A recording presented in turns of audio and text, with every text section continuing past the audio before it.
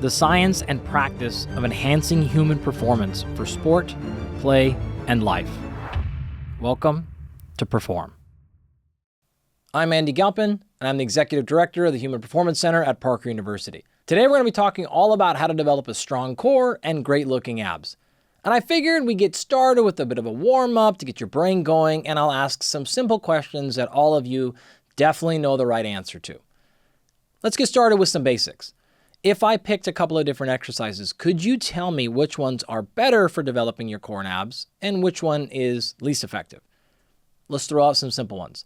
What about a sit-up versus a deadlift? I'm sure most of you are thinking, of course, this is a sit-up, but are you really sure? What about if we did something like a machine versus a free weight exercise? Do we automatically know that the machine will activate my core less and the free weights will do more and therefore be better for my ab development than the machine? I know what you're thinking. Oh, well, when I have my free weights, I've got to create stability and I've got to regulate it. That's got to be activating my core more. But is it really? What does the science really say about machines versus free weights? How often do we train our core? Oh, every day. They're small muscles. They recover.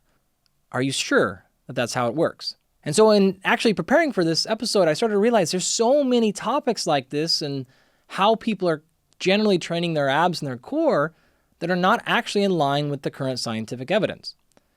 Which is funny because if we were to ask all of you, basically every human being would like a strong core and great looking abs. So we all want it, but as the saying goes, you'll find more people that have $1 million in the bank account than those that have a six-pack. Here's the good story though. We actually can solve this problem pretty easily. We'll have to start off by actually understanding the difference between the core and abs. We also need to take into account what outcome I'm really looking for. And once we understand that, we'll actually understand how some of these questions are answered differently based upon my goal. So in today's episode, I would love to walk you through exactly that. What is the core? How do our abs actually work? That will then give us insights into how we should train based upon our unique goals and demands. And spoiler alert there, we don't all mean the same thing when we say we want a strong core and great abs. What variables do I manipulate? What exercises do I choose? What order do I do them in? How frequently? How heavy? What repetition range? All of these questions and more are going to be answered here in today's episode. And so my hope is you will leave this with all of your questions answered, having a better guide and understanding for developing your core and your abs for whatever goal you choose. The presenting sponsor of this podcast is Momentous. Momentous makes the highest quality supplements on the market, period. I literally spent years vetting their products, company, and leadership team before officially partnering with them in 2023. Every single one of Momentous's products is third-party tested to ensure quality, and many are even NSF certified for sport. Now, while I love all their products, I'm incredibly excited about their new Fiber Plus prebiotic. Almost everyone is seeking more energy, improved recovery, and better performance. But most people are missing a key foundation to their overall health, and that's getting enough good fiber. In fact, 95% of Americans are failing to hit the recommended daily amount of fiber. Fiber powers gut health, which we know drives long-term performance. Proper gut health allows for better nutrient absorption, energy stability, recovery, inflammation control, and much more. I personally simply mix a scoop with their cinnamon flavor and some water every night, and by doing so, I make sure I'm covering any gaps I might have in my daily fiber intake that I try to get through eating a balanced whole food diet. If you'd like to try Fiber Plus or any of Momentous's best-in-class supplements, just go to livemomentous.com/Galpin and use the code GALPIN for up to 35% off your first order. Again, that's livemomentous.com/Galpin and use the code GALPIN for up to 35% off your first order. If you're anything like me, you've probably gone through a phase of your life where you've done all of the sit-ups and crunchies you could possibly do, you've hit all the planks, and you've still not gotten many results. But I want to get started with how we got here in the first place. Why is it people take their abdominals and their core and train them with the endless crunchies and sit-ups with the planks? Now, the reason most people train their abs this way actually comes from a good place. If you go back to the 1960s and 70s, these legendary figures in fitness and strength and conditioning, like Joe Weider and Arnold Schwarzenegger, we're big proponents of training a lot of repetitions. So tons of sets, tons of reps per set, many days per week. In fact, this is exactly how Arnold outlined it in his legendary encyclopedia training book. And so we started from that place. Now, not all bodybuilders at the time subscribed to that. Some did it differently.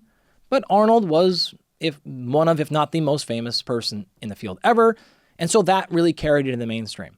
You roll into the 1980s and you have now the explosion of Pilates and Jane Fonda and literally the 8-minute ab workouts.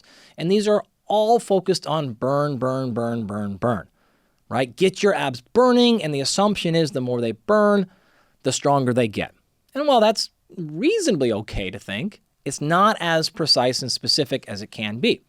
You had then the evolution in the 1990s and early 2000s with people like Jonda and McGill, who started taking the abs more from the perspective of low back pain and started saying, hey, your core is important to your pain, and so we should actually train it with the specific goal of minimizing low back injury or pain. People hadn't really done ab training for this purpose before that. We didn't really have discussions in the 70s, 80s, 90s about why your back hurts, why your hips hurt. It's because your core is weak. And so when we started to unravel this stuff scientifically and from the field, people had to start saying, okay, well, you maybe train like this if you want your abs to look great, but maybe you train like that if you just want your back to not hurt as much. And this represents the first bifurcation of this training approach. And so when you hear fitness professionals, physical therapists, maybe differing from your strength coaches in terms of how to train your abs, it probably goes all the way back to this initial changing point where what we're really talking about is what is our outcome goal. On one hand, you've got people who are focused exclusively on making your abs look a certain way, and the others are coming at it from a functionality perspective. Now, I'm not here to tell you which one is more important. I am here to tell you, though, the perspective in which they're educating you will determine in large part what they say works better or worse. That's the thing we're going to have to keep in mind for the rest of this episode. Our outcome goal, in large part, determines what is better or worse when it comes to training our abs and our core. Now, before we go any further, we need to actually discuss what I mentioned a second ago, and that is, what's the difference between your abs and your core? If I asked most of you out there, you'd probably be like, I don't know. I thought they were the same thing. And of course, in large part, they are. But the precision matters right now because, again, it will unveil insights into how we best train them. Generally, when we say things like your abs, we're thinking aesthetics. How do you look rather than function? Not always, but in general. And we're generally talking about 3 big groups of muscles. The first is called your rectus abdominis. This is the six-pack. This is right in the middle. The second are actually 2 muscle groups combined, and that is your obliques. These are the ones on your side.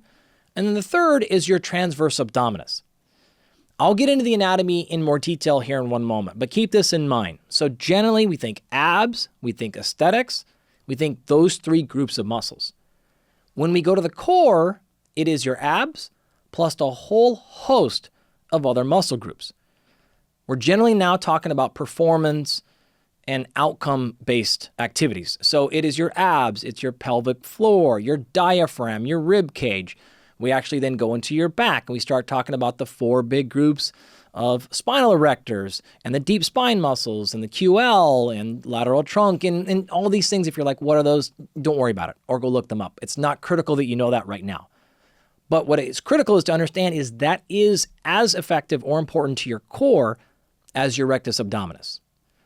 We also then have things like your hip stabilizers, your glute muscles. In fact, some people will look at the muscles of the upper back and the shoulder girdle and call those a part of your core. So really what we're saying is your core is everything, not your limbs, not your forearm, not your knee, not your toes. And so then it becomes really complicated because it's reasonable to understand that we probably don't have the exact same training principles for your upper trap muscle as I have for your diaphragm. And that's probably not the same as it is for your rectus abdominis. And so right out the gates here, we start to go, oh, okay, I understand that now training my rectus abdominis to make me look like a nice six-pack might have some slightly different principles than training my multifidus and my low back. That distinction right there will clear up a lot of misconceptions. Now, by the same token, it's also important to understand that training your abs is not exclusively for the purposes of visual appearance.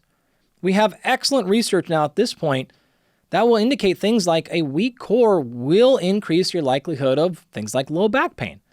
So it's not just something I do to look better. We also have evidence from sport performance, and admittedly, this is a little bit weaker.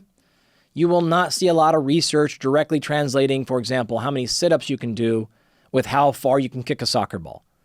But there is some stuff that provides loose associations with general athletic performance that says, hey, if you have an insufficient core, defined differently in every study, that probably leads to some slight inefficiencies. Most practitioners, though, are going to tell you the eye test from the experience test that if a core is weak, you have a hard time transmitting force. This is a fancy way of saying things like, if I am a rotational athlete, I throw a baseball, I hit a golf ball, I throw a javelin, and I am able to transmit a certain amount of force through my hips and my feet into the ground. But then my core can't handle that force. It may not translate into my arm or my hand as much, net resulting in me not hitting the golf ball as far as I should, or throwing the javelin or baseball or what have you. And so the framework I would like to move forward with here is something I've been using for a long time now, and that is look, feel, and perform. So here's the outline.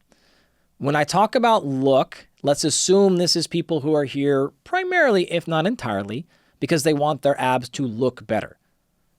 Again, as I just described, I don't have any issue with that. Totally fine.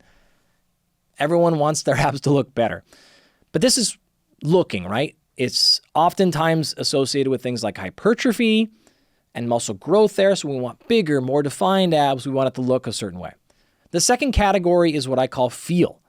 And that is now more synonymous with things like pain reduction.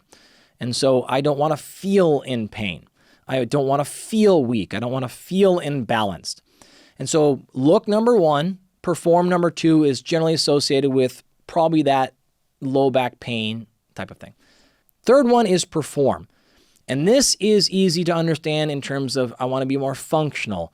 I want to hit the golf ball harder. I want to hit the baseball harder. I want to feel more balanced when I'm on my skateboard or my surfboard. These are all expecting strengthening your core to translate into more human movement success. So look, feel, and perform. And what we're going to do today is walk through how your training should differ depending on which of these goals are most specific to you. If you're listening to this and thinking, I kind of want all that. I want my abs to look better. I don't want to have any back pain, or I want my back pain to go away, and I actually want my core to feel stronger and actually be stronger, then I would actually say, great, take a little bit from each one of these areas and apply them based on your situation and scenario, and you should walk away with very practical, specific examples of what to do, what to not to do, and how to better set up your training. And so here's where things get confusing. If I took a crunch exercise or a sit-up, if you prefer that term, and I asked a physical therapist, or I asked a bodybuilding coach, or I asked a personal trainer, what do you think about crunchies? You might get three completely different answers, and it could look something like this.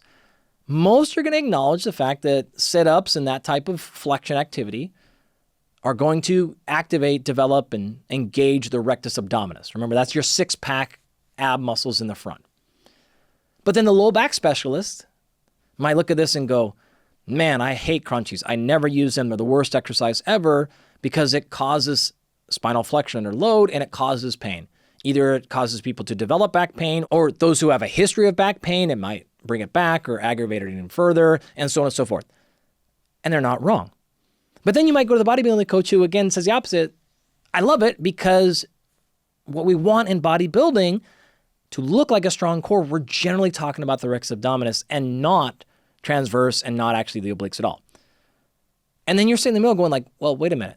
This world champion bodybuilder told me they're great, and then this scientist, this excellent practitioner told me they're terrible. Well, they're both correct. It's a matter of what we're going after, why we're doing it, and what risks we're willing to run.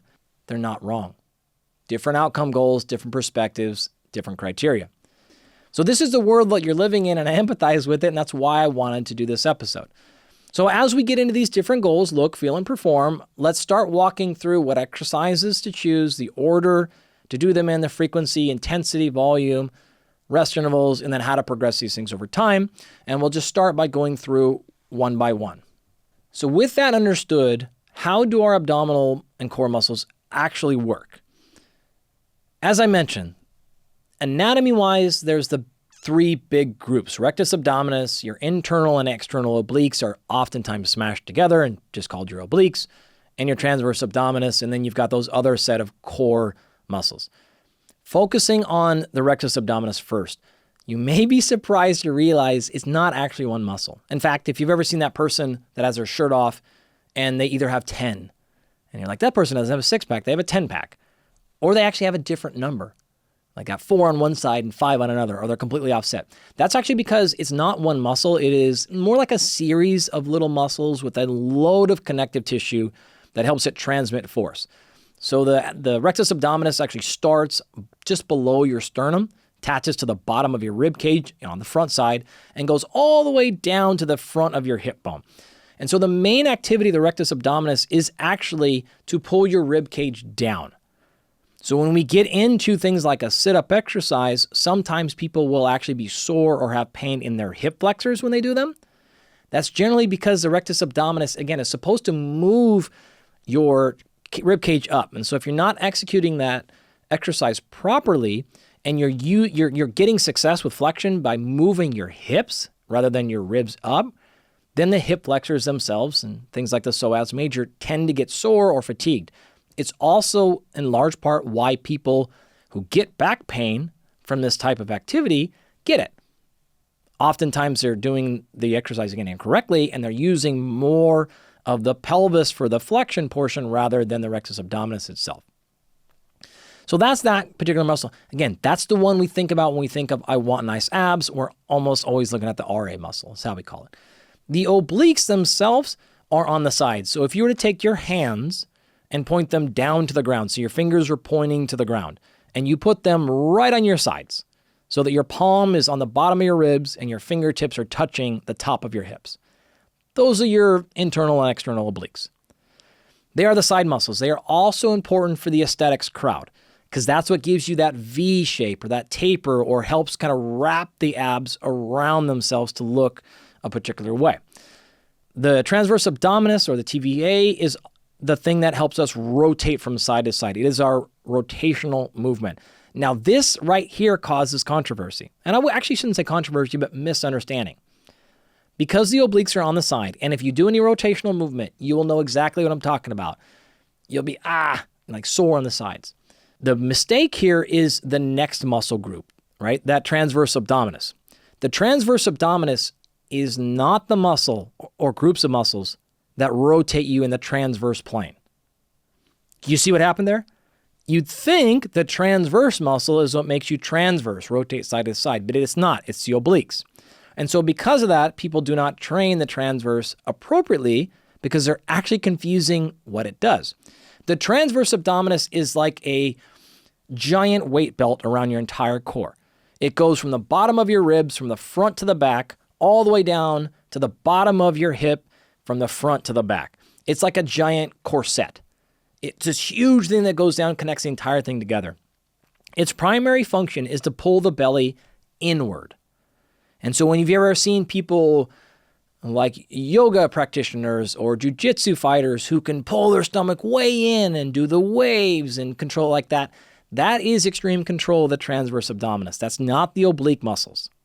So we want the ability to stabilize our rib cage with our rectus abdominis.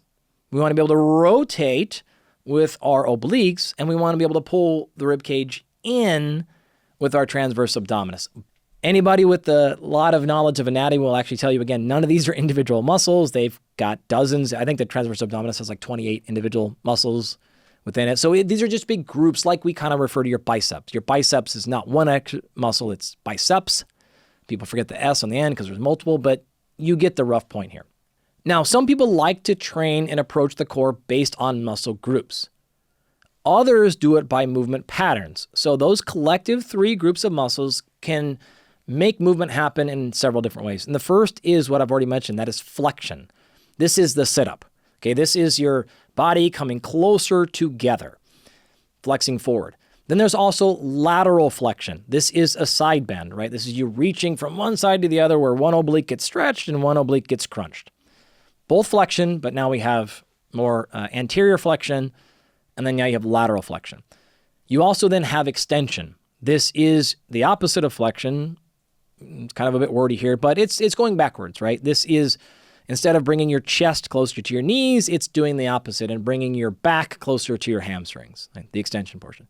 And then you have rotation, of course, moving side to side. But around 25 years or so ago, people like, but not exclusively, Dr. Stu McGill and plenty of others were instrumental in saying, hey, look, we're approaching this movement stuff incorrectly. Because remember, prior to that, ab training was sit-ups and crunchies for Arnold and his friends, and then maybe our Jane Fondas. But what they started saying is really the main driving function of our core musculature is not movement. It's stability. And so like our biceps and our triceps are there to move our elbow, to flex and extend our elbow. That's their primary job in most of our muscles. The core is a little bit unique because it is not meant to be a large flexor. There's not a lot of human movement that requires you to bring your rib cage to your thighs. It's mainly there to make you stable. And so the easy analogy, I know some people hate it, but I actually think it works really well. If you were to take your hand and place it flat on a table, and I want you to keep your hand and spread your fingers as wide as you can, and I want you to keep that entire surface of your hand and your fingers on that table as firm as you can. And then I pulled your middle finger up as high as I can. And I pulled it up, and then I let it go. It'll snap to the ground. Right? And if I do it again, it'll snap to the ground. Now, do the same thing, but I want you to lift your hand off the table such that only the tips of your fingers are still in contact with the table. And now I want you to pull your finger up and snap it down. It barely moves. Not a perfect analogy here, but we're trying to get to the concept that says if in this case, the palm of your hand becomes unstable or is not stiff, this does not allow that appendix, in this case the finger, to contract with a lot of power and force. The more stable, the analogy here being your core is, then the more force I can transmit to my appendices, my arms or my legs. And so the rationale here was saying, wait a minute. Again, not training only for aesthetics, but training for performance or pain mitigation and injury. We need a stiff and stable core so that our other appendices can move with more force transmission and we're not putting our spine at the same time in dangerous positions. Now, I want to be careful here. When I say a stiff core, I don't mean rigid. I don't want you locked in and you can't move. It just needs to be stiff and strong when it's supposed to be strong, and pliable and motion and movable when it's supposed to be movement-based. So because of that, there was earlier in my career, there was this addition of core movements that are anti-movements. And so you have your flexion, and now we needed to add in anti-flexion exercises. We have rotation and anti-rotation. We have extension and anti-extension and lateral flexion and anti-lateral flexion. And this was a really big change. And so we consistently saw, well, hey, wait a minute here. Different goals, different training approaches. Aesthetics, again, we're going to, in large part, maybe focus a little bit more on movement-based ab exercises for feel and perform, maybe hedging a little bit more in the anti-movement. So we've established this idea of movement-based training and anti-movement-based training. But we still haven't really fully understood why we default to doing a style of training that is high repetition, high frequency. Because none of our movement-based approaches, none of our other muscles get trained that way. So why did we get here, and what can we learn from that? Well, we also have to understand the core is different, again, because it does things like mostly avoid movement rather than active movement. It's also different because it's consistently activated. So your core muscles are usually at about 2 to 3% of their maximum voluntary contraction, which is like the most force they can produce when you're standing. And so again, unlike a tricep or a bicep, your core is going at all times. Not much, but it is going. When you do basic activities like lift up your backpack or grab a gallon of water or something like that, your core muscles get up to 30 to 40 to 50% of their force output right away. Again, most of your other muscles wouldn't get that high that quickly. Your core will actually get up to basically 100% during a sneeze. In fact, this happens to me all the time. It drives my wife nuts. But I'm like vigorous sneezer. Like I'm not a baby sneezer. I go nuts. And my core will get huge cramps in it when I do it because I'm at a full contraction. This is the same thing happens to me. Sorry, this is a little bit gross, but if I vomit, it's like the most intense core contraction I've ever had from top to bottom. And so your core has this ability to be like slightly on, to go at really high activation, really fast, where other muscles struggle for that. So plant that in your back of your mind. We have a muscle group or groups of muscles that are active a lot. They're one of the only muscle groups that almost never turn off. Most do. Okay. We also have the understanding, we've known this since I think there was a series of papers in 96 and 97 that came out from Paul Hodges and Carleen Richardson. And it was this idea that's called fast forward stabilization. So you may not realize this, but your core will actually turn on about 100 to 150 milliseconds before your limbs will start movement. It's an anticipatory response, and it goes right back to that finger and hand analogy I just gave you. In order for my finger, if my finger is an arm or a leg, to snap and contract, if that core isn't pre-activated, the arm itself can't do anything. And so way before you will actually acknowledge it, when you have an anticipation of a movement happening, whether that's because you practice it a lot or you've already pre-registered it subconsciously, you'll have that early activation of your core before your movement. So that is another thing. Okay, it's activated early. It's on all the time. It's being used for lots of different things. And then there's also this idea floating around that, okay, muscles like your calves, muscles like your abs that are slow twitch, that are postural, that are on all the time, either need more training and or can recover faster so you can train it more frequently. This is the idea that you should train your abs every day or your calves every day or most days. And it's based on the rationale of what I just said, as well as things like, oh, maybe our core muscles are way more slow twitch and other muscles are faster. The reality of it is, and we don't have a lot of data on things like fiber type for our core muscles, but we do have research going back to like the early 1990s on autopsy models. So this is when we, unfortunately, folks come in after they've passed and we're able to look at that. And you're going to be pretty surprised to realize that the vast majority of the muscles in your core are pretty much 50-50 fast twitch, slow twitch, which is almost exactly what things like your vastus lateralis and your quad are. And so let me ask you this. If I started this conversation off by saying, do you think that you should train your core the exact same way you train your quads?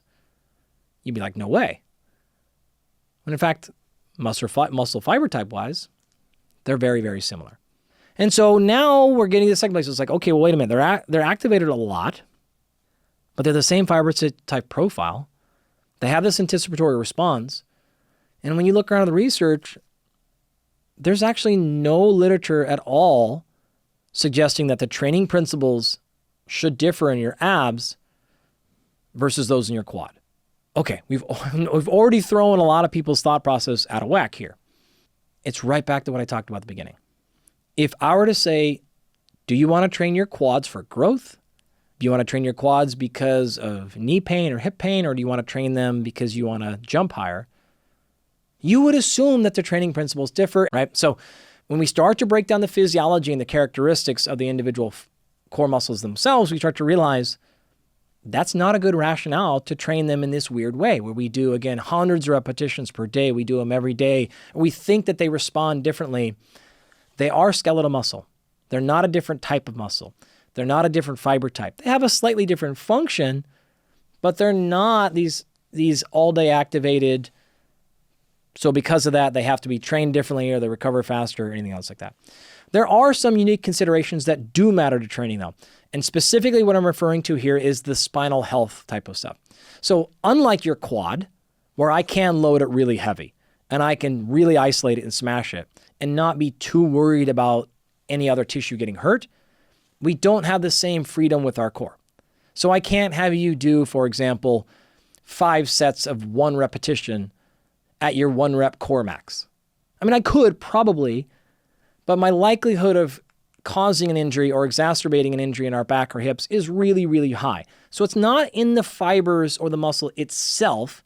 It's what's associated with that tissue, it's what's around it. And again, I'm specifically referring to your spine here.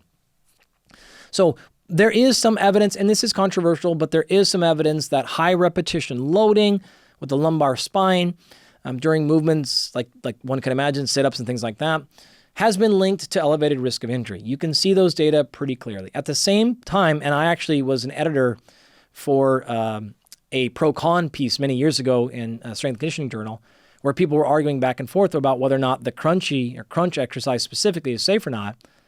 You'll actually see evidence that it is plenty safe. If done appropriately, if done right, flexion-based ab exercises are not necessarily going to guarantee back injury. But if you're coming from a perspective or a population where you're trying to either deal with somebody who has back pain or people that are consistently getting it, I understand why you're super sensitive to that exercise. Many people in that world do not like it, either because they've seen it cause pain or they're thinking, there's just other ways I can train those muscle groups. Why run the risk? But at the same time, that's not fair then to throw the exercise out completely and say things like it's going to cause back pain. Hopefully that helps you understand a little bit of why that exercise specifically, and really what we're talking about is a broader concept of, should I train the ab muscles more like my quads and other muscles, or should I have entirely different principles? And what I'm generally trying to argue is there are maybe some considerations, but I don't think throwing everything that we've ever known about training out is the appropriate response either, because the data just aren't there. It just does not indicate that that is necessary. Today's episode is sponsored by 8 Sleep. 8 Sleep makes smart mattress covers with cooling, heating, sleep tracking, and more. I've personally been sleeping on an 8 Sleep mattress for more than 3 years now, and it's absolutely glorious. I love it so much that I hate traveling away from home because I can't sleep on my 8 Sleep Pod 5. As you'll hear me talk about endlessly on this podcast, there's really nothing you can do that makes more of an impact on your health and performance than getting a great night of sleep. And getting great sleep requires having your body temperature drop a couple of degrees at night, and that's hard to do on your own. The 8 Sleep has been a game changer for me because I run hot at night, or as my wife calls it, I'm a furnace. If I don't have something like an 8 Sleep helping me cool down, I'll wake up in the middle of the night overheating and not feeling great. This is something I've also found in many people that I coach, especially those who are really physically active. The Pod 5 is the latest generation of the 8 Sleep mattress covers, and it can go on any mattress, heats or cools each side of the bed from 55 to 110 degrees Fahrenheit, and provides high fidelity sleep tracking. If you'd like to try 8 Sleep, go to 8sleep.com/perform and use the code PERFORM to save up to $350 off your Pod 5 Ultra. You get 30 days to try it at home and return it if you don't love it. But I'm confident that you will. I certainly love mine and would never consider returning it. 8 Sleep currently ships to the US, Canada, the UK, and select countries in the EU, and even Australia. Again, that's 8sleep.com/perform and use the code PERFORM to save up to $350. I think we can start jumping into saying, okay, I'm bought, I'm sold. I understand there's different perspectives. We need to think about this differently if I'm trying to maximize how I look or how I feel or how I perform. How do I know if my core is strong enough? How do I test it? And then what do I do specifically to train based upon these 3 goals? So let's go ahead and jump into that first part, which is, and if you're a longtime friend and listener of the show, you know that I always like to do my 3 I's, which is how do I investigate, how do I interpret, and then how do I intervene? And so friends, here we go with our very first I, and that is how do I investigate? How do I measure? How do I know if my core is strong enough? Well, there's no direct answer here because of some of the things I just said. You probably don't want to do a 1 repetition max setup. I can't think of a situation in which I've ever done that. So it's a little bit different than your quads or your hamstrings. But you can take this from the same perspective of, is it a movement that I want to test, or is it an actual muscle itself? Most people will do movement type of testing, and there's some common ones, some classic ones. You know, one I've used actually for many years, we did all the testing for the Anaheim Ducks, the hockey team, as well as the LA Kings. This happened in our lab probably, 7 or 8 years in a row. And we would do like this off-season testing. All the players would come in and we would look at this. And one of the tests we always do is called a Behring-Sorensen trunk extension test. It's really cool. But imagine laying on your stomach on a table and then you scoot all the way off the table till only your waist and legs are on the table and your upper body is hanging off. So if you would just relax, your upper body would fall forward and your body would be in like a 90-degree angle with your head pointed towards the ground. So what the extension test does, and it's really a muscular endurance test, says, okay, raise your upper body up until your entire body is parallel to the ground and hold it as long as you can. This test has been around since like early 1980s. It's been there forever. It's really pretty awesome. It's pretty crude. And it's not really a 1 rep max test. It is a test of functionality. And what the assumption here is, if your muscular endurance is low and you can't hold that position for very long, then we can make some assumptions about your overall strength in your spinal erectors and back extensor muscles. And as I mentioned earlier, those are critical components to your quote-unquote core strength. So that's a really, really common one. It's also safe. I don't have to load anything. I don't need technique and warm-ups, and it's a pretty easy one that's been used a lot. You would also look into another classic one called the SARMA 5. These are it's a 5-level core test that can be done. And again, I'll put some links up so you can go check it out. I'm not going to walk you through all of them. But it's things like level 1, I think, is a laying on your back, and you're going to raise one leg up until your leg and your hip are both at 90 degrees.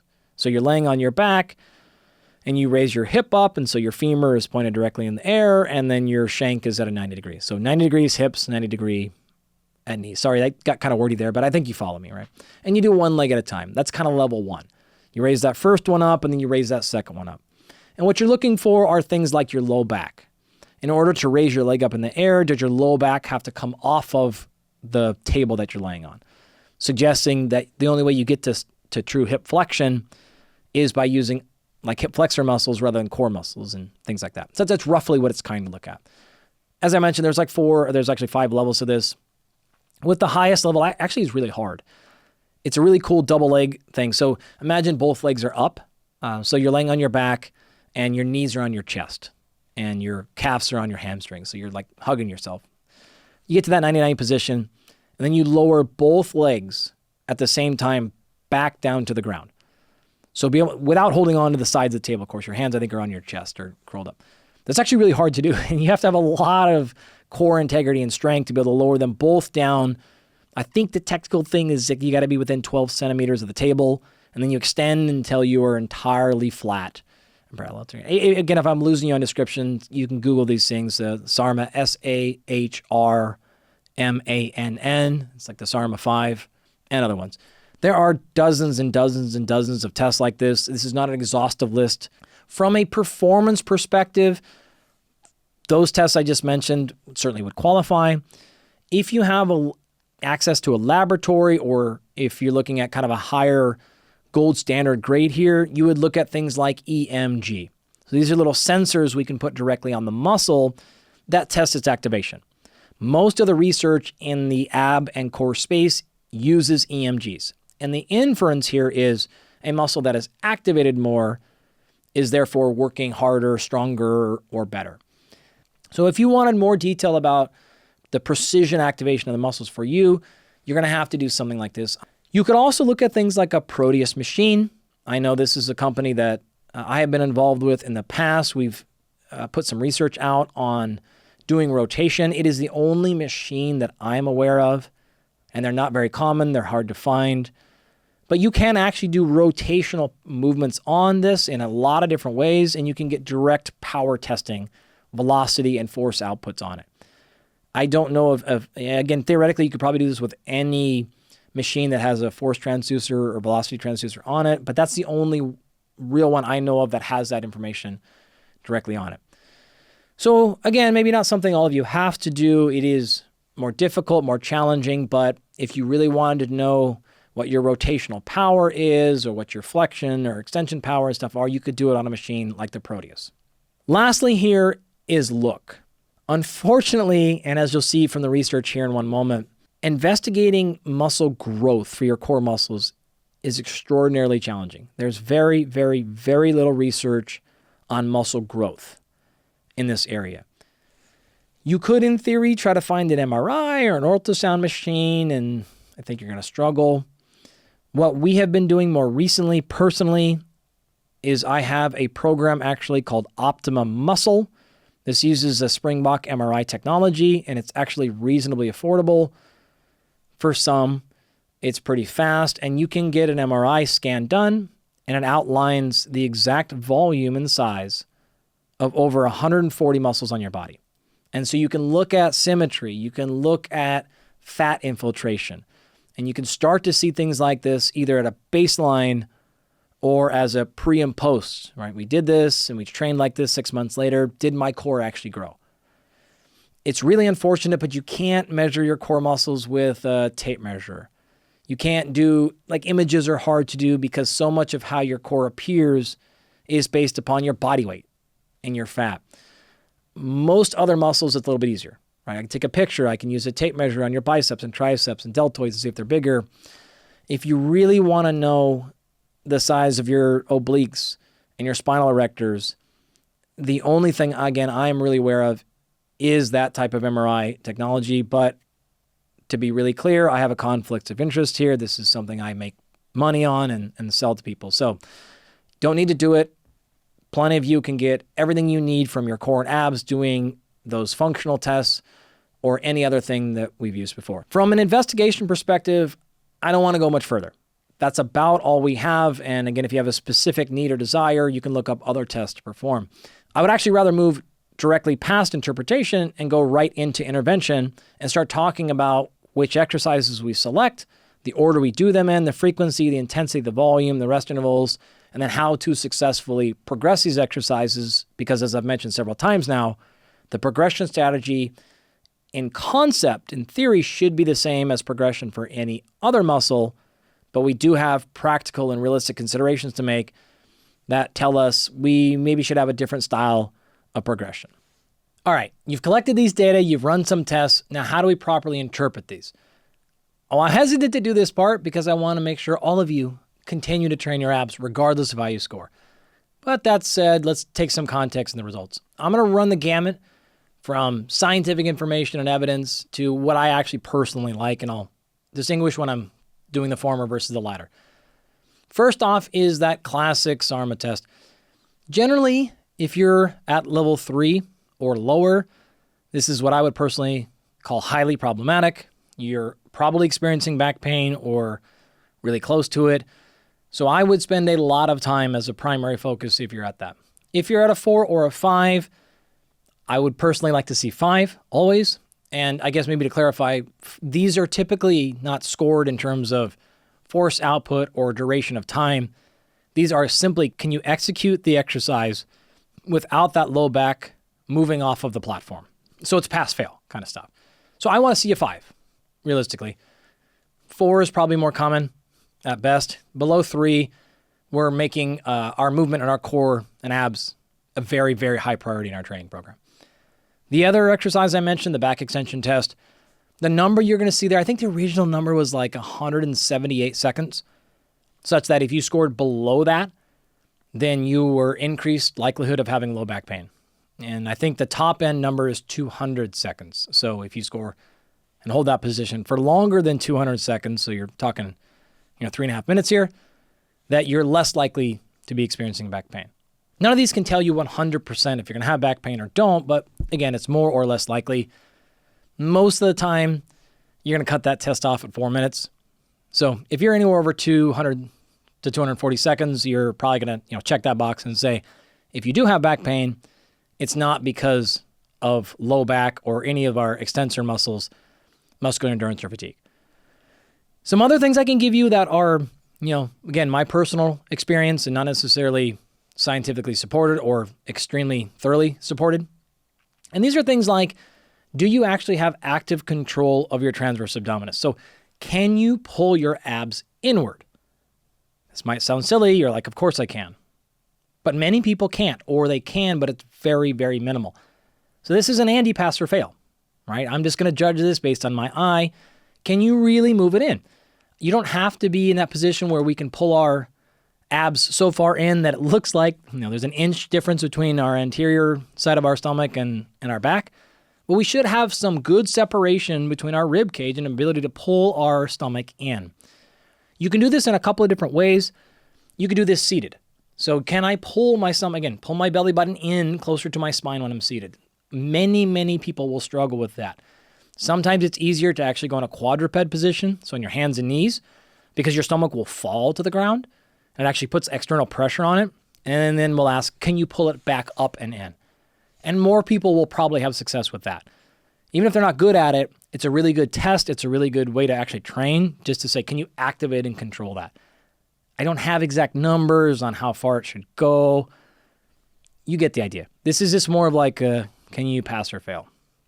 Another one like that I enjoy and use very frequently is the obliques side of the equation. So if you take your two hands and you make an L with your hand so that your thumb is, pointed sideways and your finger is pointing up, just like you'd make an L with your finger, and you put those on your sides just above your hip. Can you move your hands outward without, in fact, those of you watching, you can see I'm doing this as I'm talking. There's a small change in my voice, but I should have active control of my obliques and my transverse abdominis so that I can move my hands outward while still having a breath, while not having to hold, not having to contract and have everything tight. Can I activate those things separately? So again, a way you can make this easier is you crunch down. So imagine you're trying to connect your fingertips and your thumbs and you're smashing your sides together. And when you do that, just like the quadruped version, you're more likely to be able to do some contraction. If you go from normal to just pushing out, very few people have success there.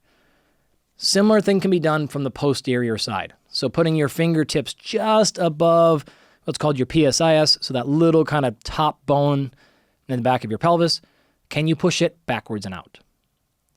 If you can, we have a better ability to brace in a 360-degree fashion rather than just getting all of our bracing strategy from the front side and locking down or overextending. So that's a combination of, again, kind of back of the envelope, things I personally like to see, in contrast to the direct numbers to hit to understand whether you're kind of good, bad, or indifferent. So that's a little bit of context of how to interpret the results from the tests that you're doing. I don't think we need to go much further here because I actually would like to spend the rest of our time getting into our third I, and that's intervene. How do we manipulate these modifiable variables? How do we choose the exercises? How do we order them? How do we pick our volume and intensity and our rest intervals? And then how do we progress them? As we've discussed a little bit in the physiology section of the conversation, they do have unique requirements. The physiology is not quite different, but they are other things we need to associate with that will interact with and alter how we take our progression style. We still want to progressively overload, but we need to think about it a little bit differently for our abs and our core relative to some of our other muscles. So let's go into that stuff right now. The first stop I want to make is just getting on the same page with what a core exercise actually is. By now, we know the difference between core and abs, but more specifically, these are often described as things like isolation exercises versus functional or versus dynamic, or in the literature, you're going to see these sometimes called integrated exercises. So the isolated or the ab-specific exercises are your planks, your back extensions, your side bends. Colloquially, if you just think about this as exercises I'm doing primarily to target my abs, that is the optimal target. The other side, the dynamic, the movement, the integrated exercises are ones that activate, utilize, strengthen, enhance my abs, but they're also doing something else and larger. These are deadlifts, overhead presses, lunges, carries, pushes, and things like that. A lot of research. These are fantastic for your abs. Where people will disagree, and earlier in the episode, I gave the perspective of like the powerlifting or weightlifting or strongman. They tend to default to saying, hey, I'm doing these big dynamic movements. I'm doing carries and walks and stuff like that. My core is going nuts. The research supports that. These are very, very good at activating your core. Where the problem lies is, therefore, I don't need to do any of these core isolation exercises. And the research would actually suggest that's probably incorrect. The other Pilates type of equation, and no offense to all my Pilates girls and guys out there, but they have a little bit of the opposite approach, which is to say, if I want to get my core done, I need to do a bunch of different core isolation exercises. One of the things that we know here is If you were to look at the research and you look at the reviews and the meta-analyses, we need a lot more work in this area. It's actually, there's not a lot here. There's enough, but we need a lot more. In general, based upon the evidence we have right now, though, you will typically see that free weights and suspension type of exercises will activate core musculature more so than isolated exercises. That said, you will also see those free weights and suspension exercises alone do not sufficiently cover the core musculature. Really easy then to say the obvious answer, most likely, is to do a combination of those big free weight movements, probably some suspension exercises, and then certainly some independent isolation exercises. Suspension exercises, if you're not familiar, think about things like being in a push-up position, and then instead of having your feet on the ground, you have your feet in the loops of a TRX band, or have them on a stability ball, or some other place that puts your feet up in a different position. What we need to think about is, okay, I probably need to think about all of these in most of my programs, but I can spend more or less time on one side of that equation depending on the goal, which I'll get into directly. One of the things you'll also see some evidence for in the research is that after you've gotten reasonably trained, the isolated exercises don't necessarily work as well as they used to. So early in your training journey, whether it's been a long time, you've taken some time off, or you've never exercised and you're just starting, you might be fine simply doing the isolation exercises. But after you've reached a certain level of fitness, strength, activation ability, it's probably going to behoove you to move on past that. Now, whether or not you still continue to do some isolation exercises, that's fine. But if you only stick to those, again, the current research would indicate that you're leaving potential gains in performance and aesthetics on the table by only staying with the isolated exercises. And just while we're here, examples of isolation exercises, again, these would be your classic core exercises, your planks, your back extensions, your side bends, these things. These are isolating the ab or core muscles and either not using other larger muscles and appendices or using them very minimally. So that's really what we mean. Isolated doesn't necessarily mean isometric and not moving. It just means you're targeting those cores. And I'll explain really quickly here why that actually matters and why those don't work as well as those bigger exercises because of my very next point, which is the one thing you'll see really consistent here. The key driving principle in effective ab or core exercises is contraction intensity.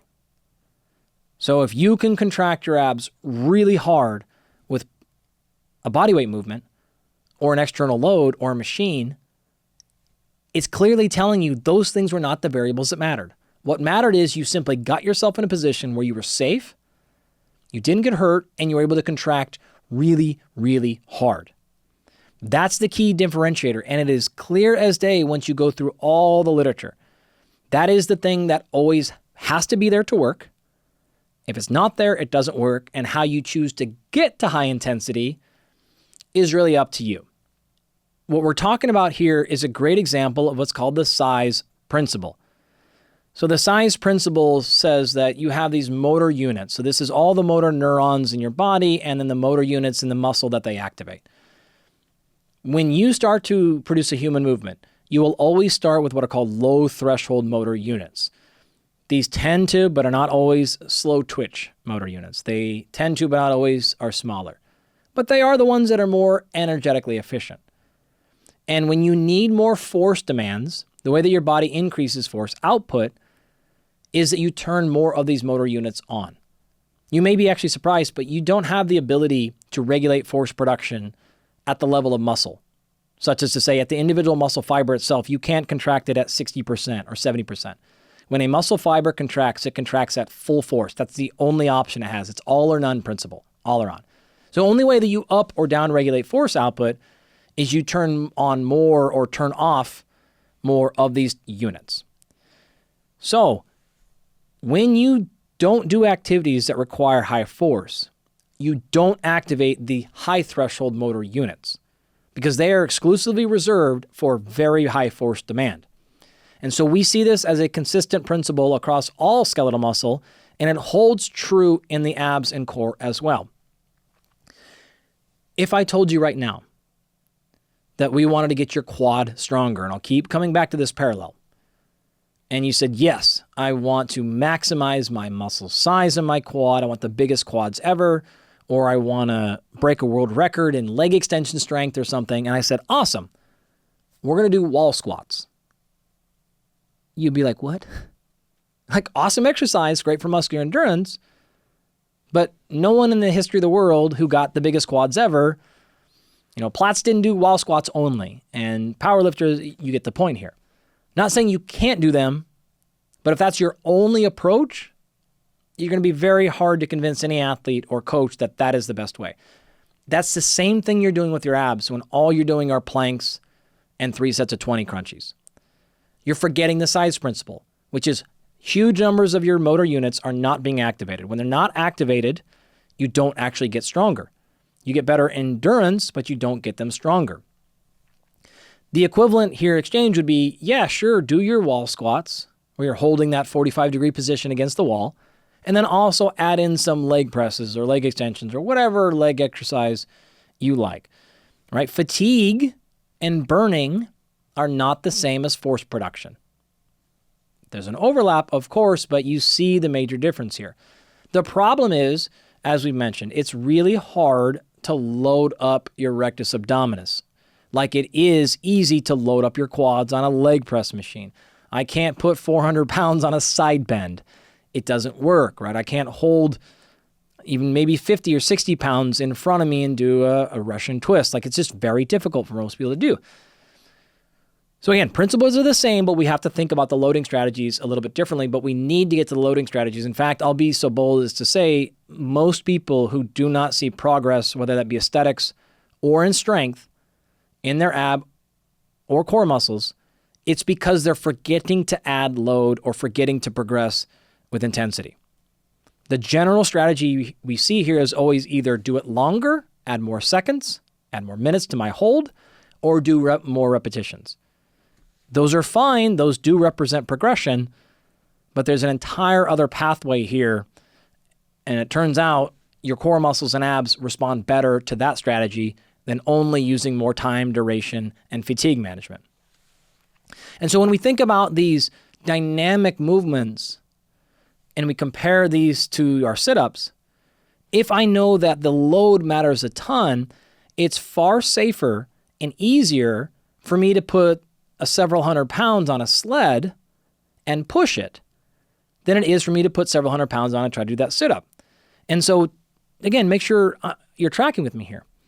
If I know I have to get the rectus abdominis and transverse abdominis and internal and external obliques to contract at its highest force capacity, and I can do that by putting hundreds and hundreds of pounds onto a barbell and doing a squat with it or a deadlift, I can actually get that muscle to activate more, to turn on and produce more force than I can with a side bend because of the limitations in loading of the side bend.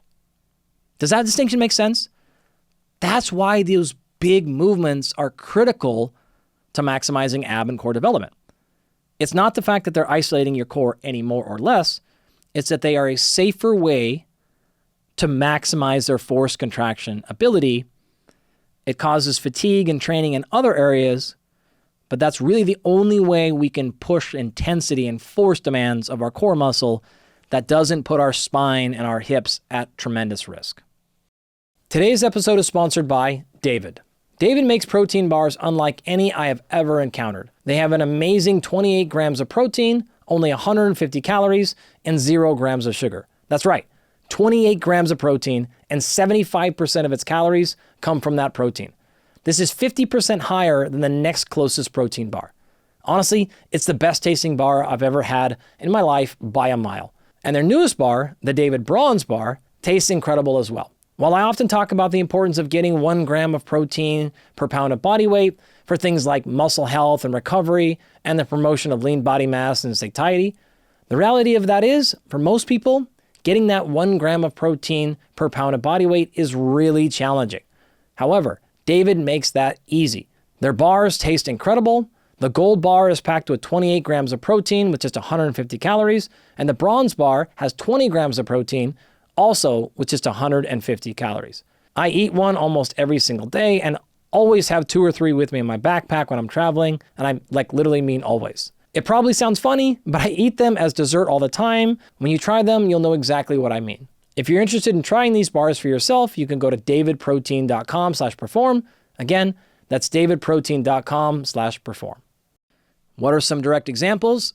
I'm going to give you some exercises that you'll see commonly that are based on the movement patterns as well as the muscles themselves. So whether you're in this thing and you're choosing, again, your exercise based on movement patterns or muscles, you'll have some options. And I'm not going to go through all of these, though I will make more available in the show notes.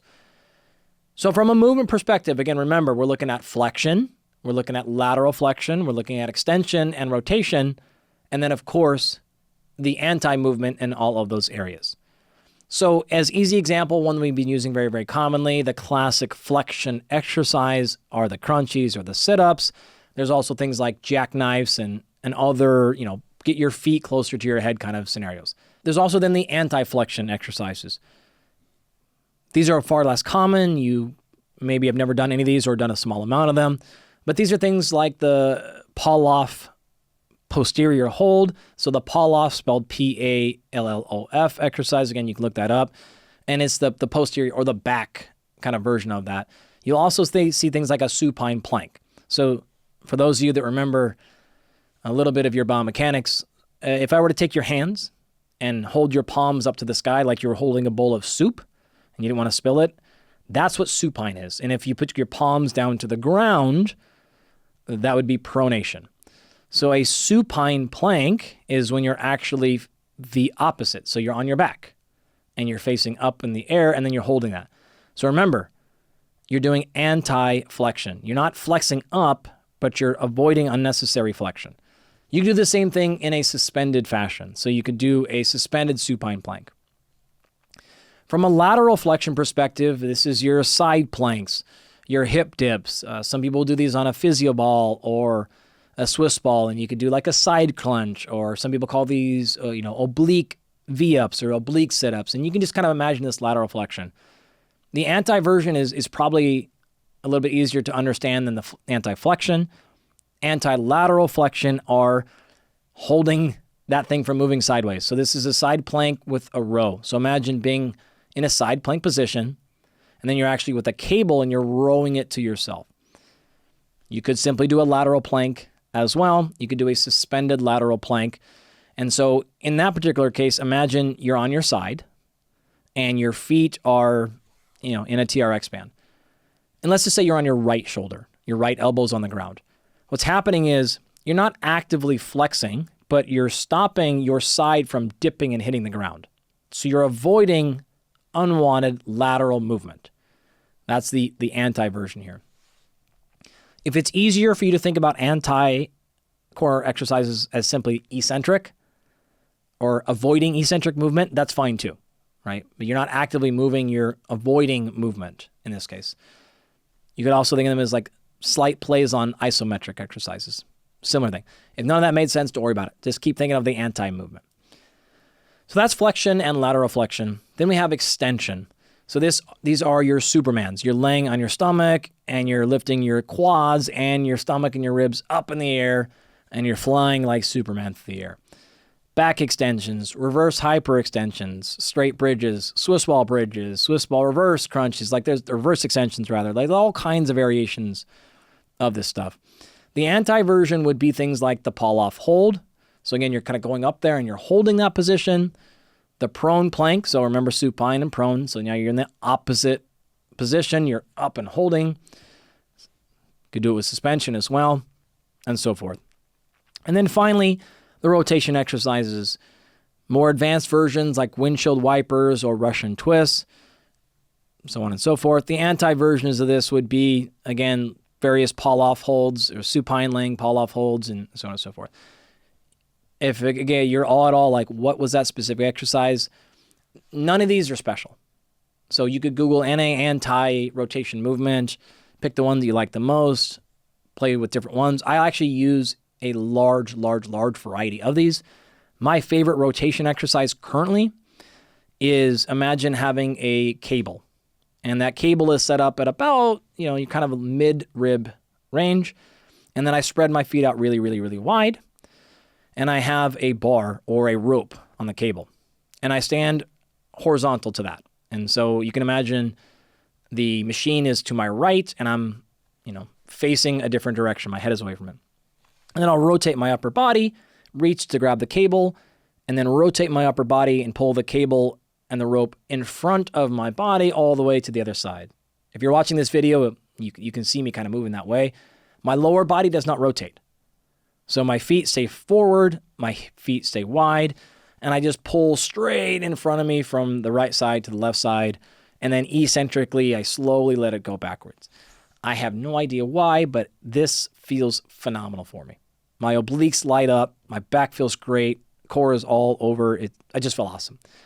I don't know if you'll like that exercise as much as I do, but I don't know any research behind that. I just think it's a great exercise. So there's tons and tons and tons of creative ways to go about these things. I don't want you overly fixated on the exercise choice. What I want you to think about is, which movement pattern am I going after? Flexion, extension, rotation, so forth, anti or movement-based, and then finding any number of exercises that fit that pattern and experimenting. Find the one that you like, where you feel the great contraction, because it's impossible for me to predict and tell you which ones you'll like. For example, the one I just gave you. Some of you might hate that. Be like, I don't feel this at all, or I don't like it, or whatever the case is. So because there's so many exercises here, I don't want to get too bogged down on the specific exercises and walking you through, how to do each individual one. It's the concepts and the movement patterns we want to go after. If you're programming based on the muscles themselves rather than the movement pattern, it's a little bit simpler to explain. Rectus abdominis is pretty straightforward.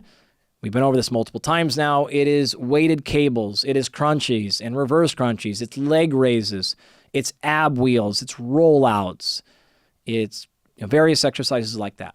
The obliques, any type of rotation, any type of anti-rotation. So the pull-off press, the wood chops, the suitcase carries, the planks, all of these are going to target the obliques. The transverse abdominis, remember, it's not rotation. It's pulling the belly in. This is when your dead bugs pull perfect. This is when your stir the pot exercises, so say your hand, both of your forearms are on a physio ball or a Swiss ball, and you're rotating, clockwise or counterclockwise, and you're, quote unquote, stirring the pot. So this is causing you to pull your abdominals in while you're making movement, and you're avoiding unnecessary and unwanted movement. Those are more effective. I'm sorry to say this for the third or fourth time now, but it's a really important point. It's the forward and backward stuff that tends to be best for your rectus abdominis, not the rotation. So just think about it that way. So if you're programming for the muscle, that's really as far and as complicated as you have to go. With that basic information, I want to go directly into specific considerations for looking versus feeling versus performing. And let's start off, of course, with our look. So if you're primary here because you want your abs to look better, I have to say something we have not yet acknowledged, and that is the fact that the vast majority of aesthetic appearance in your core is simply a body fat, body composition story, which is a nice way of saying, your abs are made in the kitchen, not the gym. 100% true. Maybe we'll come back on another episode or listen to one of our prior episodes on fat loss to talk about that, but I really want to stay focused today on just the training aspect of it. So yes, the best way to have more defined, more visible abs is to have very little fat, particularly around your core. But that said, what are the training implications if either you've got the nutrition down or you don't care about it quite yet, or whatever the case is? I said this earlier, but there's actually very little research on which types of exercises or training protocols are best for muscle growth of the core. We got a lot of that for your arms and legs and everywhere else, but we just don't have it for your core muscles most. So that said, this is when we have to default to basic training strategies. I went through that time before to set up the fact that physiologically, it's very, very similar to your other muscles, so that we have no rationale to think that for muscle growth, our training protocols differ for our core. What's that mean? You're looking at rest intervals of anything you want. There's excellent research. Muscle growth is equal whether you use short rest intervals, say 30 seconds between sets, Or you use long rest intervals, up to 3+ minutes between sets. So you can do either approach there. In terms of a frequency, this is going to throw a lot of people off. You don't necessarily have to, and you probably don't want to train your core if you're trying to maximize its growth more than 2 to 4 times per week per muscle group. I just don't think we have any evidence, and the evidence we do have would suggest you probably don't want to train these muscles every single day. It doesn't work best for any other muscle. It probably doesn't work best for our ab muscles either. I should have also mentioned this a second ago, but while body fat will, of course, make your abs more visible, making them larger will as well. So we don't want to just ignore our abs. If you want a better looking stomach, you should consider training to get bigger ab muscles. But you do want to have maybe some special considerations. Because the rectus abdominis is prominent, it is reasonable to say you want to put as much, if not more, emphasis on that muscle group than somebody in the perform or field category. So that's a unique difference here. You should do more rectus abdominis work. You can program by movement, but you should definitely make sure you're programming by muscle group here as well. You also want to train rigorously your obliques because, as I said at the beginning, this will actually pull kind of the waistline in and make it look like you've got this shredded side. So we want to train them. We want to train them with the same principles. You can use whatever rest interval you like. You can probably train the muscles, 2 to 4 times per week. And you want to use, that classic 10 to 20 working sets per muscle per week. Split this up however you'd like. You want to train hard. Something like 1 to 2 reps in reserve. So this means at the end of every set, you could feel like you could maybe do 1 more rep, maybe 2 at the most, but not more than that. So it's got to be to failure or really close to it. And like every other muscle, you need to have some form of progressive overload. And as we just described, more reps is not necessarily the only or best approach to that. The exercise choice you select, I've given you some insights a second ago, and I apologize for kind of bouncing around a little bit here. But what you also might want to consider is the unique effects of the transverse abdominis. So because it is that belt, and you'll see this actually pretty commonly in women postpartum. They feel like they have this little pooch, or they're like, man, I'm lean again, but this thing is sticking out. Well, because the transverse abdominis pulls your stomach back in, by working that, you might be able to get yourself close to that appearance of a flatter stomach. So do not disregard the transverse abdominis, even for aesthetics, even though you can't see it directly. A real critical missing component for a lot of people who are failing this, because you're doing all RA work, right? You're doing the sit-ups and the crunches in there, and maybe you're doing some side bends. You're not doing rotations, but you're not doing anything for the transverse abdominis, so it's having a harder time kind of pulling that stuff in and tight. Other weird considerations here are things like your posture. For example, if you have tight, or however you want to phrase this, hip flexor muscles, psoas major, and it pulls you into anterior tilt, so it pulls your hips forward, especially if this means it flares your rib cage up, or if you have an underdeveloped diaphragm, or a combination of these, you might actually look like you have a more rounded, more distended stomach when you actually don't. And so this is a case, and I've seen this work, where when you correct those things, the abs, quote unquote, look better, even though you actually didn't lose any weight and you actually didn't add any muscle size there, but you simply corrected that position. And if you don't know what I'm talking about, just exaggerate it. Like flare your hips way up in the air, arch your back really, really, really hard, and you'll notice your stomach shoots way out. And then do the opposite. Kind of like tuck your tailbone underneath you, pull your ribs down, and you realize, wow, I'm pretty flat there. So if you're in one of those exaggerated or poor positions, simply actually moving that around and getting into a more neutral spine position might be a part of your equation if you're here exclusively or primarily for looks. In kind of summarizing this group up and finishing it, we do have 6 or so studies that have actually directly looked at either ultrasound or MRI-based imaging of muscles in the core. And what you're typically going to see is a magnitude of effect that's pretty similar to other ones. So depending on the study you look at, you're going to see rectus abdominis can grow by and grow being defined as muscle thickness, by 10 to 20%. Those are pretty common. A lot of the research here are in these kind of weird models where they put electrical devices on your stomach and contract your muscles for you. And, there's various different models for that. There's also been there's actually a series of classic direct Pilates studies. There's been studies in normative obese core population, or normative weight, obese populations and foam rollers. And this is kind of like weird combination of research. But if you smash it all together, you're going to see, again, on average, about a 10 to 20% increase in muscle thickness. So I know the core can grow. And what you'll see across these studies that are all, 6 to 8 to 12 weeks, and whether you're using MRIs or ultrasounds, is when you do the right training principles, these muscles grow just like everything else.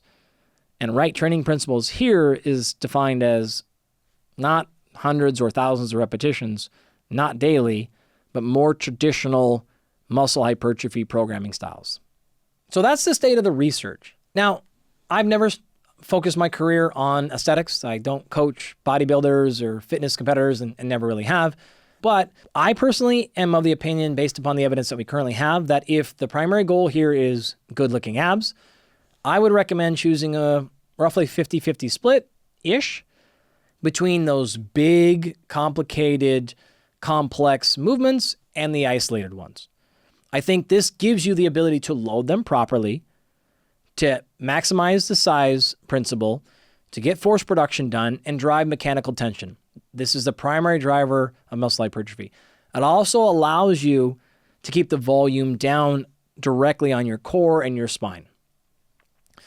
At the same time, I would incorporate a lot of these isolation exercises because of the opposite.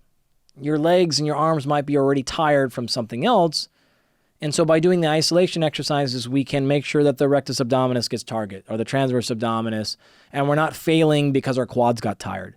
We're not failing because of some other load reason. So I think it's pretty good rationale here to say, use a combination of those big dynamic ones and the isolation exercises to maximize the aesthetic appeal of them. I would also make sure I'm doing a combination of movement-based exercises as well as the anti-movement ones. The anti-movement ones are, again, nice because you can do a lot of them and you're not doing a lot of increased risk or load on your spine, which should help you lower your risk of injury or even mild aggravation. So from an exercise choice perspective, that's what I would recommend. Today's episode is sponsored by Element.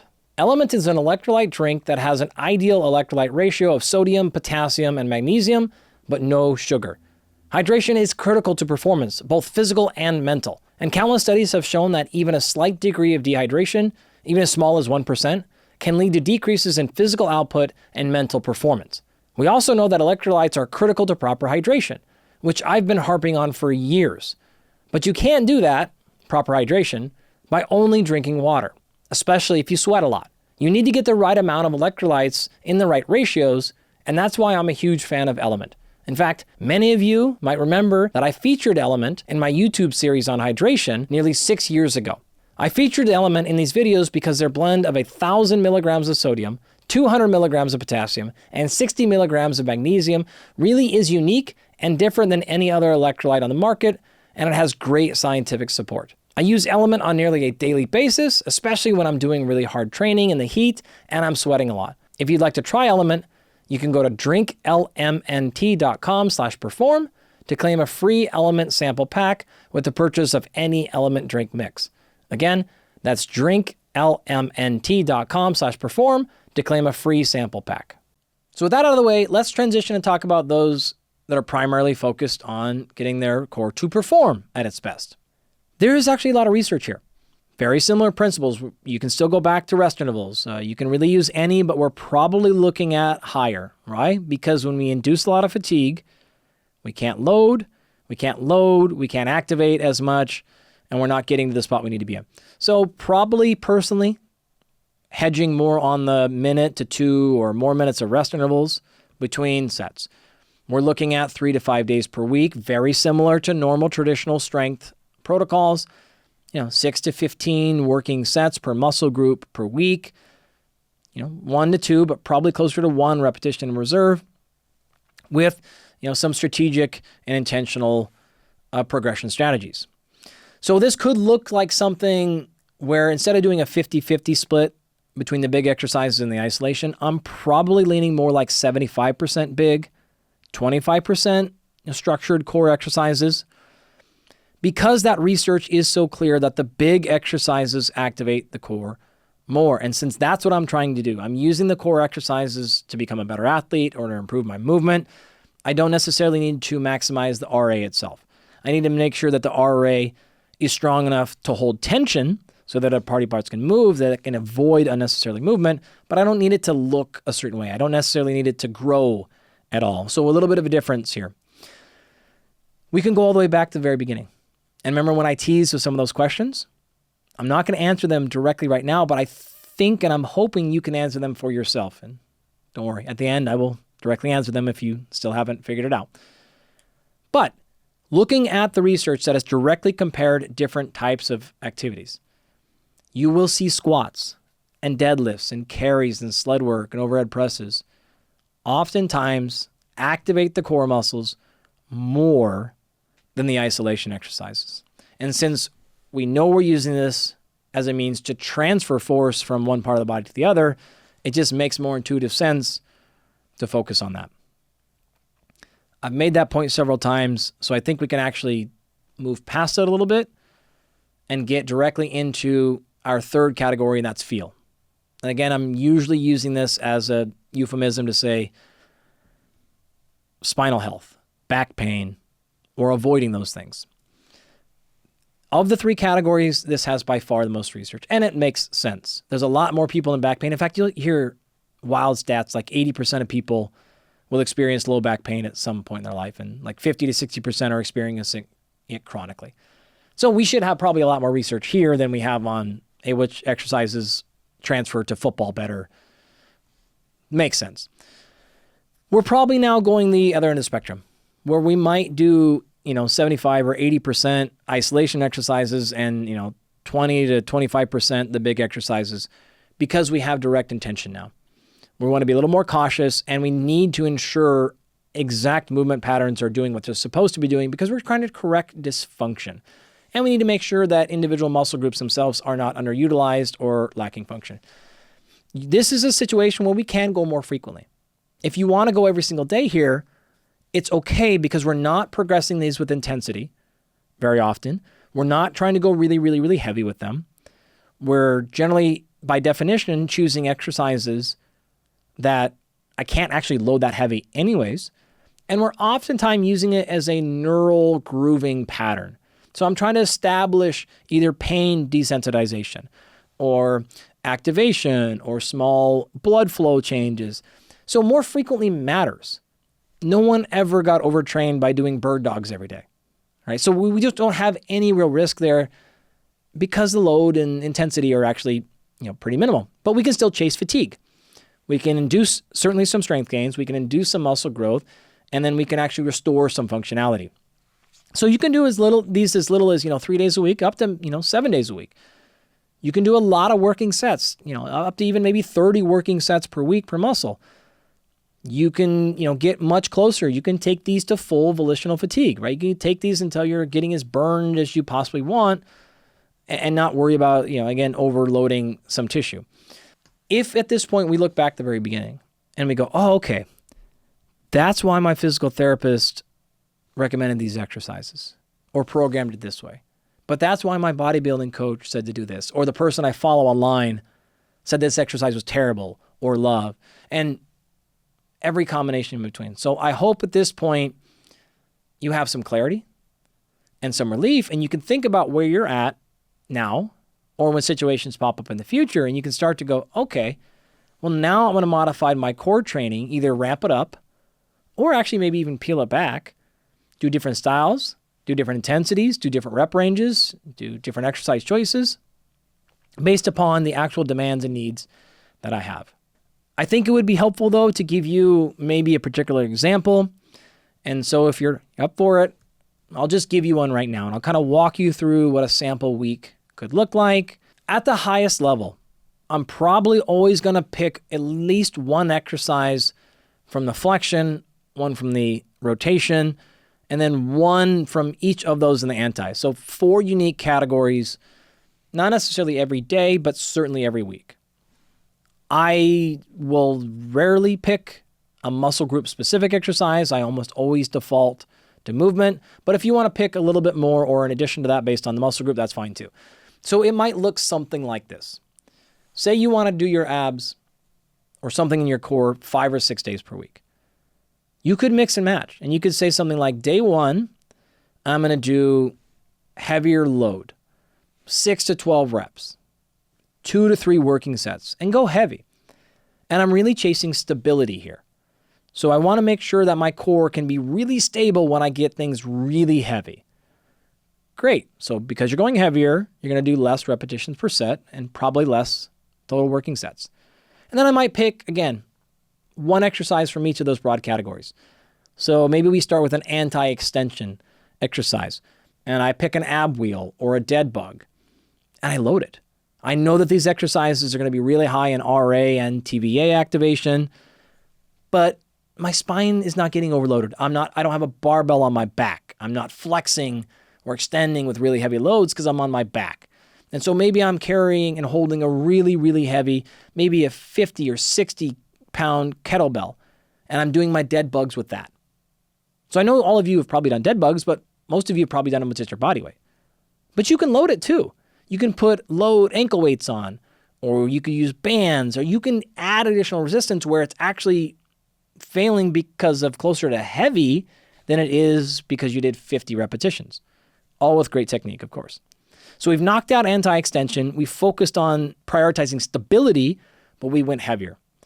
One exercise there. Then we add maybe an anti-rotation / anti-lateral flexion exercise, where we're looking on stability, but it's actually dynamic stability. So in the case of the dead bug, everything is being locked down. Like nothing is moving except for arms and legs. The core is completely stiff. Where if we do something like a suitcase carry, so if you're not familiar with this exercise, imagine carrying a really heavy dumbbell on one side and walking. And so your core is actually doing a quote unquote dynamic exercise, a human movement, while you're externally loading one side. And so your body has to work to not fall to that side of the weight. So it's anti-lateral flexion. And it's also anti-rotation because you actually have to rotate your core to walk. But because the load is there, it's going to want to rotate it more than you need. And so you have to avoid unnecessary rotation. So again, another thing, you could load really, really heavy. You could take this to as heavy as your grip will allow. And what you're doing is not training your grip per se. You're training your ability to move with a non-bending body and a non-over-rotating body. And you're just going to walk. Really, really hard, great for your core, but you're not going to get a lot of systemic fatigue from that. It's what allows you to go heavy for 6 or 12 reps. And then maybe you pick one other exercise that is now not an anti-movement like the first two, but an actual movement one, and we pick a flexion exercise. Maybe we do a cable crunch where I can load it heavy, I can pull down, and I'm still going to do my 6 to 12 reps. Not much going on in the spine here. We're totally safe, but we're able to go really, really, really heavy. We've done some of the dynamic movements. We've done a little bit more of an isolated exercise, and we've put it all together. And you could do that, say, 3 days a week. Or you could do that 1 day a week, say day 1, do a different style on day 2, and then come back to this style on day 3. So you could mix and match it. What I'm, again, maybe to be a little more clear, this could be your entire strategy of how you do your abs for 6 or 8 weeks. Or you could have what we would call an undulating system where you kind of do this day 1 and then do maybe a higher repetition strategy day 2 or day 3 of the week. And now you're doing your sets of 15 or sets of 30, and you're working on some of the other stuff that we've talked about in the past. So you can mix and match these into 1 week, or you could separate them into multiple months of training style. Again, one example. Hopefully that helped you kind of conceptualize all the principles we talked about and what that could look like in one program. I want to, before we depart past that though, talk about this progression because I brought it up multiple times now. It's very clear. We need to progressively overload our core muscles like everything else. what I personally like to do, and this is again my personal opinion now, is to use a strategy that is in 5 steps. So step number 1, I like to start with isometric exercises. So these are ab exercises in which you're not moving.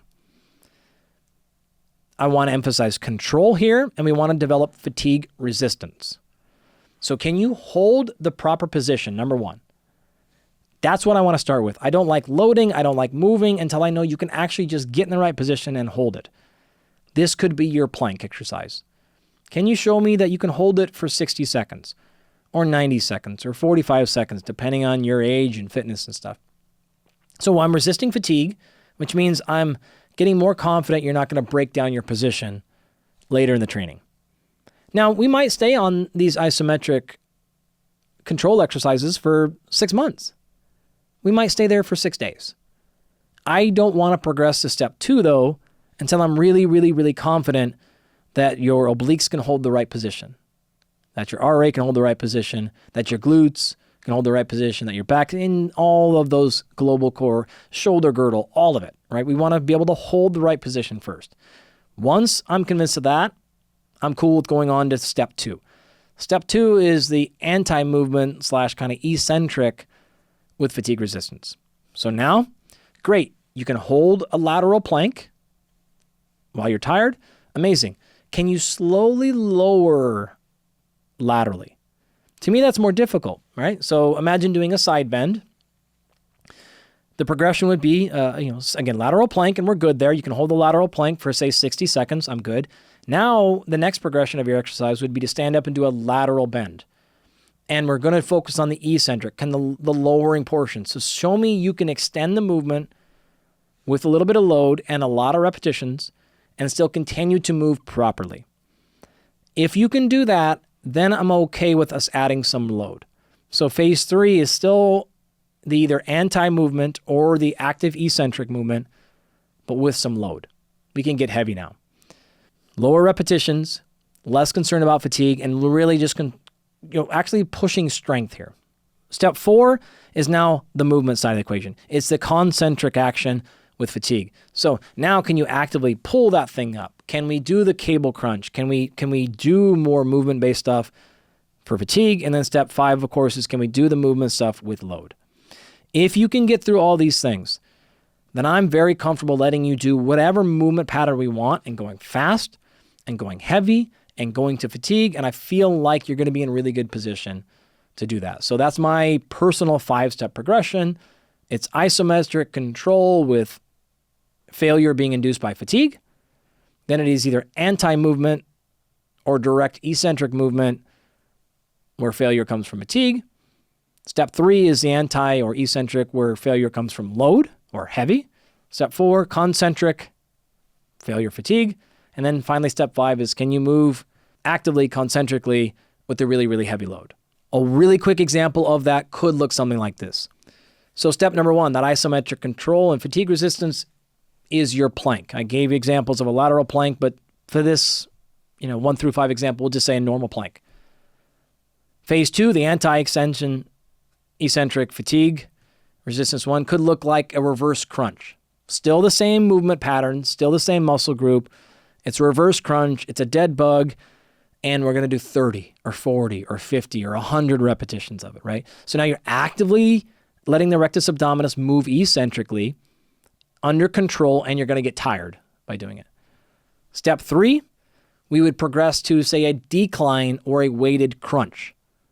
So again, we're doing the eccentric portion. So you're going to start up maybe with your elbows toward your knees, and we're going to work on holding a plate or a kettlebell or a dumbbell and lowering it back down to the ground. Now, why this becomes a challenge is this will expose bad technique. One coaching cue I like a lot here is when you're doing flexion work to move one vertebrae at a time. This is on the way up and the way down. Again, I don't know of that much research here, but I personally have found in myself as well as clients and athletes, you're far less likely to aggravate back pain with flexion-based activities when you literally curl up and curl down one vertebrae at a time. So we would work on that, and we would load that assuming perfect technique. And if technique starts to falter, then we consider that a failure. And we just continue to work on the strength side of that equation. The fourth progression here might be going even further with that and adding a cable crunch where we can actively move in the concentric. So now imagine, you're kind of on your hands and knees and you have a cable over top of your head and you're using that to pull the cable down and pull yourself into the crunch. So instead of resisting, lowering the sit-up, you're adding load where you have to pull the sit-up with more force and more load. In this case, we're going to do a lot of repetitions. This is your classic sit-up. Fifth and final phase here would be adding load to that. So, holding the dumbbell or holding the cable with added load and doing the crunchy for really, really heavy for 5 to 8 reps. Most people, I'm confident in saying, have never really tried to go heavy with any of their ab movements. And most people that do try it are stunned with how fast their abs grow in both strength and particularly in size. So at this point, we've actually covered a lot of ground. In going through Look, Feel, and Perform, we talked a lot about exercise choices. I kind of buried in there really quickly frequency, intensity, volume, and then talked lastly about progression. The one variable we have not mentioned yet is exercise order. So we want to think about this as an issue of priority. Most people do their core or ab work at the end of their training session. I'm fine with that if we understand the point. Typically, my rule of thumb, do the thing that is your highest priority on that day first.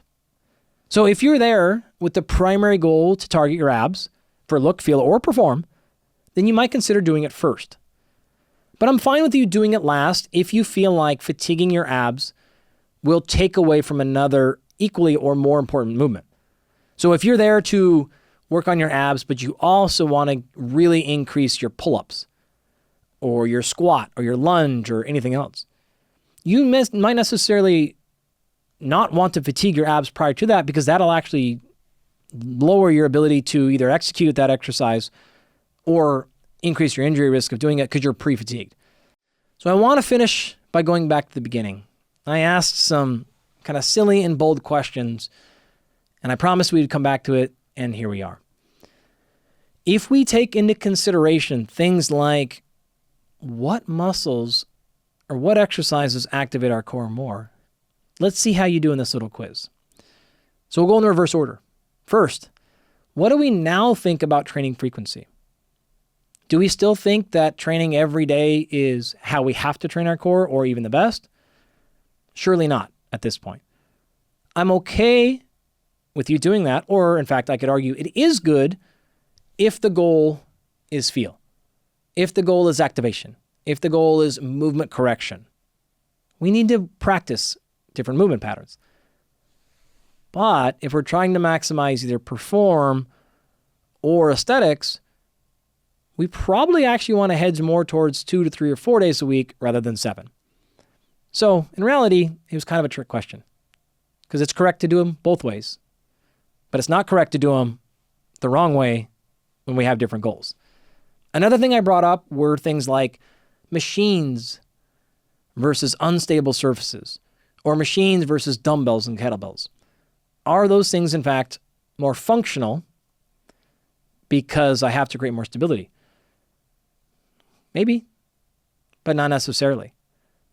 If you were to take a 5-pound dumbbell and do a 5-pound lateral side bend, and you compared that to a 1 repetition max leg press, I don't think that study's ever been done, but I'd be willing to bet your obliques, your rectus abdominis, and your transverse abdominis are contracting far harder on that leg press than they are that side bend. If we're equating for load and other variables, sure, when you have to stabilize your body versus when a machine can do it for you, you should get more activation from the free weights.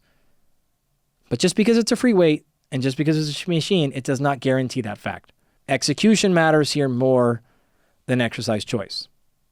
I also brought up things like a bench press or a deadlift versus a sit-up. And where we have to remember here is while a sit-up in this example might be more specific to the muscle in the core, because I can't load it very heavy safely for most people, I'm going to be limited in force demand. That limitation in force demand is very similar to what we just got done talking about. And so in this case, a bigger, more dynamic exercise might in fact be more effective for strengthening or even growing your core muscles. And the last one I'll give you here, which is something we didn't get into too much, and I'll leave as a teaser, and that's the entire topic of weight belts. You'll hear controversy on this, but to me, I think the science has been settled here for over a decade. If you take a weight belt and you put it on really tight, you cinch it all the way down, you might see a regression or a drop in muscle activation during any given exercise. But if you put the weight belt on just barely, kind of snug, you can actually see increased core activation because it gives you tactile feedback. As the examples I gave you earlier, when I said put your hand on your side or put it on your back or get in this different position because it causes you some tactile feedback, and you oftentimes people have a better ability to contract when they have that feedback. The same is true of a belt. The evidence as it currently stands, and my personal approach, is to think about belts like this. If I need to use it as a way to cue or to learn an activation strategy, then I'll put it on there. But then ideally we progress to the next step where we can remove it and we have conscious control of that musculature or that movement pattern independent of an external stimuli. If we're going to be loading really, really heavy, maybe 85% or more of our 1 rep max on a bench or a pull-up or an overhead press or some big movement, and someone feels more secure and more stable and they want to add a belt, then I'm absolutely okay with that because we're no longer using that movement to train the core. We're actually trying to get better at that movement. And we have plenty of ways to train our core on separate exercises. So slap on a belt, even if they want to cinch it down super tight, because we're trying to get stronger in the deadlift or a lunge or something else. Totally fine there. But what we probably want to do is say, okay, whenever we fall, say below 90% or below 85%, maybe don't use our belt because we need to make sure that we're developing enough muscle strength in that movement to be safe when we load it heavier. So hopefully that gives you a little bit better understanding about how I think about using belts and how they can both undercut ab development as well as accelerate ab development. It's entirely based upon not the technology or the equipment itself, but how you're utilizing it, when you're utilizing it, who you're utilizing it with, and what the ultimate goal or outcome is. Thank you for joining for today's episode. My goal, as always, is to share exciting scientific insights that help you perform at your best. If the show resonates with you and you want to help ensure this information remains free and accessible to anyone in the world, there are a few ways that you can support. First, you can subscribe to the show on YouTube, Spotify, and Apple. And on Apple and Spotify, you can leave us up to a 5-star review. Subscribing and leaving a review really does help us a lot. Also, please check out our sponsors. The show would not exist without them, and their exceptional products and services. Finally, you can share today's episode with a friend who you think would enjoy it. If you have any content questions or suggestions, please put those in the comments section on YouTube. I really do try my best to read them all and to see what you have to say. I use my Instagram and X profiles also exclusively for scientific communication, so those are great places to follow along for more learning. My handle is @DrAndyGalpin on both platforms. We also have an email newsletter that distills all of our episodes into the most actionable takeaways. We have newsletters on how to improve fitness in VO2 Max, how to build muscle and strength, and much more. To subscribe to the newsletter, just go to performpodcast.com and click newsletter. It's completely free, and we do not share your email with anybody. Thank you for listening. And never forget, in the famous words of Bill Bowerman, if you have a body, you are an athlete.